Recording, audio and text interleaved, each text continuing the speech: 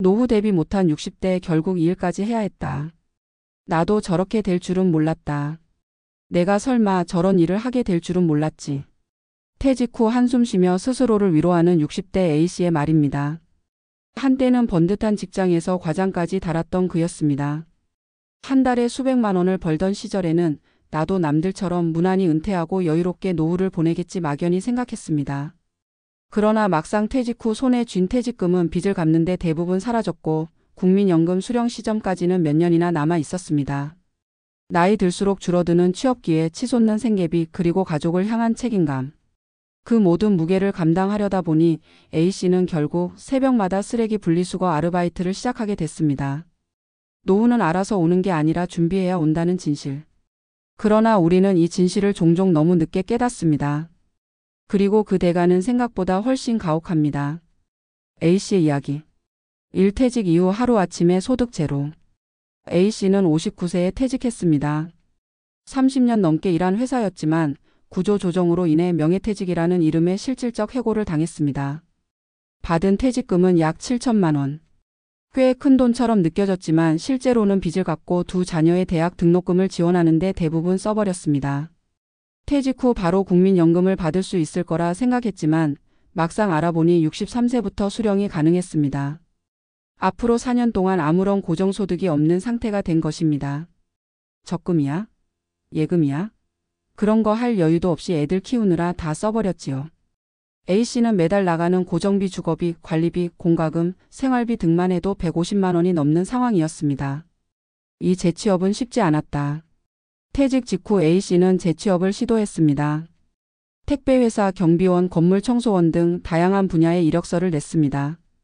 그러나 결과는 참담했습니다. 나이 많다고 건강 문제 있다고 서류에서 탈락하거나 면접에서 떨어졌습니다. 아무리 몸이 건강하다 해도 기업은 젊고 싼 인력을 원했습니다. A씨처럼 60대에 접어든 사람은 후순위였습니다. 한동안 구직 사이트만 들여다보다가 A씨는 근로복지공단에서 운영하는 시니어 일자리 지원 프로그램을 알게 되었습니다. 하지만 여기도 경쟁률이 치열했고 일이 정해지더라도 월 3,050만 원 수준의 용돈벌이에 그치는 경우가 많았습니다. 결국 선택한 일, 새벽 쓰레기 수거. 마지막으로 A씨가 선택한 일은 새벽 쓰레기 분리수거 아르바이트였습니다. 새벽 4시부터 아파트 단지를 돌며 음식물 쓰레기를 분리하고 재활용품을 분류하는 일.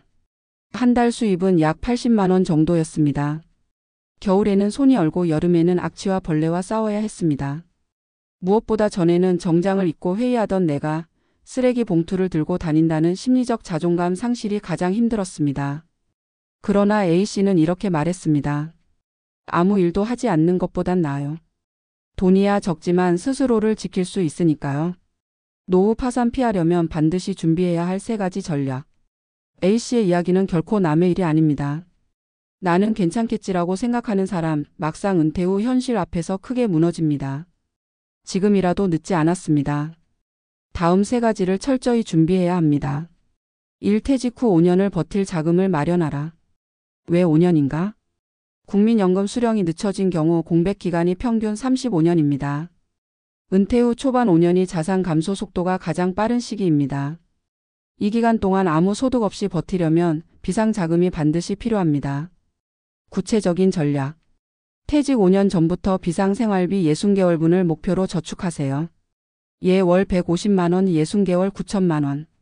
퇴직금을 빚 갚는 데 다 쓰지 말고 최소 50% 이상은 별도 통장에 현금성 자산으로 보관하세요. 비상자금은 절대 투자하지 말고 원금이 보장되는 상품의 MMF, CMA 적금 등에 보관해야 합니다. 주의할 점. 퇴직금 굴려야지 하고 고위험 투자에 뛰어드는 순간 노후 자금은 날아갑니다. 이 노후에도 가능한 소득 파이프라인을 만들어라. 왜 필요한가? 은퇴 후에도 고정소득이 있어야 자존감을 유지할 수 있습니다. 새벽 아르바이트 대신 더 건강하고 존엄성 있는 방법으로 돈을 벌 수 있어야 합니다. 구체적인 전략. 퇴직 전에 작은 소득 활동을 하나 이상 만들어 두세요. 블로그 운영, 온라인 강의, 소형 창업 등. 60대에도 할 수 있는 저위험 소자본 창업을 준비하세요. 커피차, 독서실 관리, 반려동물 돌봄.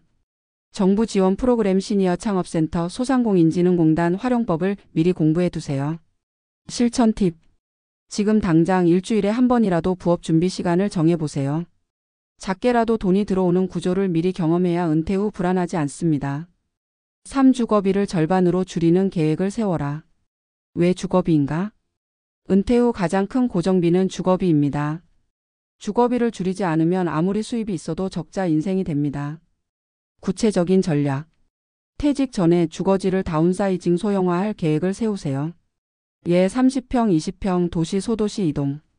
자가주택이 없는 경우 은퇴 전까지 월세 대비 자가 마련을 목표로 하세요.